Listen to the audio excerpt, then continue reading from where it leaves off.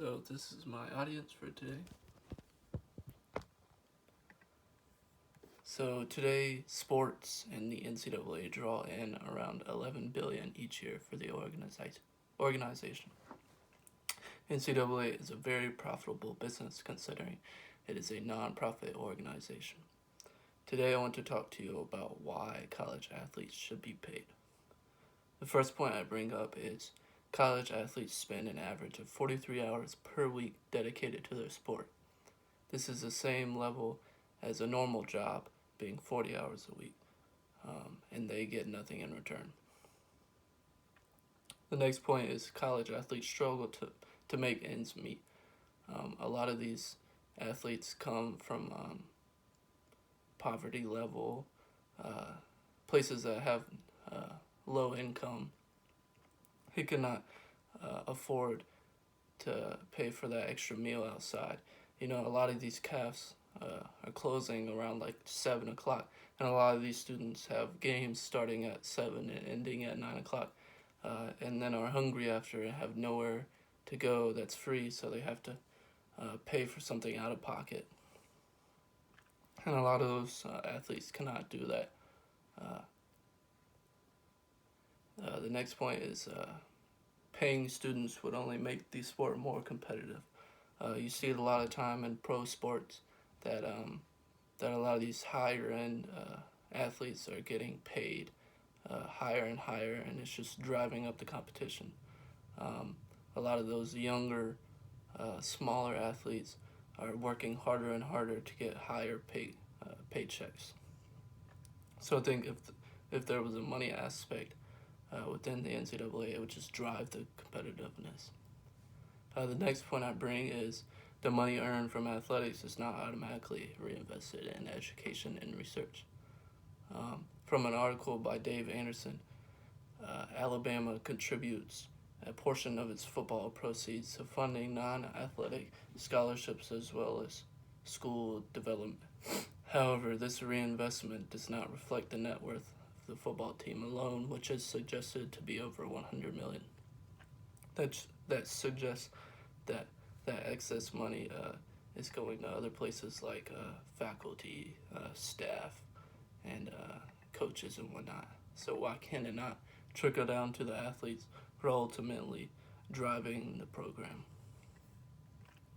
The next one is college sports teams often do much of the school's marketing for them while simultaneously generating revenue. You see this a lot of times in football. Those big schools, the sports is a big marketing agency for the actual school. You see it right down the road in Clemson. The football team brings in a lot of students that want to come there just to watch the football games. I think if you take away the sports aspect of a lot of these big schools, not as many students would go there. So I think academically and the school-wise, all these athletic programs bringing in all this money and how big they are is positively affecting the school itself. The next one is the college sports apparel market capitalizes specifically on the players. This has to do with the players' names. There's games such as like NCAA football, NCAA basketball, video games that all these athletes are being put inside of the game, and they're not getting any of the proceeds. This is capitalizing off their own personal name and their brand, which is just not really agreeable with me. I think that they should be able to be paid in some way off of their own name and the revenue that it generates.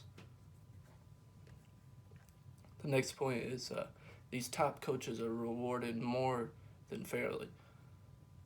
Some football coaches earn well over $1 million, and it's unfair to the teachers and professors who are inundated with facilitating the academic success of tens of thousands of these students.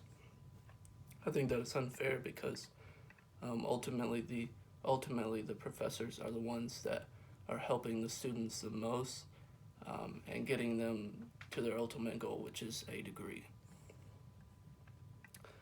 My final point is the NCAA is a $11 billion industry. Um, its revenue rivals many of the country's biggest public companies. 11 billion for some aspect is more than the annual revenue of the entire NBA or NHL, which are professional leagues. For example, from the same article by Dave Anderson on this topic, the University of Alabama took in $143.3 million in athletic revenues alone. This figure is not only more than any professional hockey team in the NHL earns, but is also more than 25 out of 30 NBA teams bring in annually as well. This just puts in perspective how big some of these sports programs are, and none of the revenue is being trickled down to the players. So in conclusion, too many college athletes put their heart and soul into what they do, and too many come out with any reward, and there's no reason to distribute the wealth. And that is why I think college athletes should be paid. Thank you.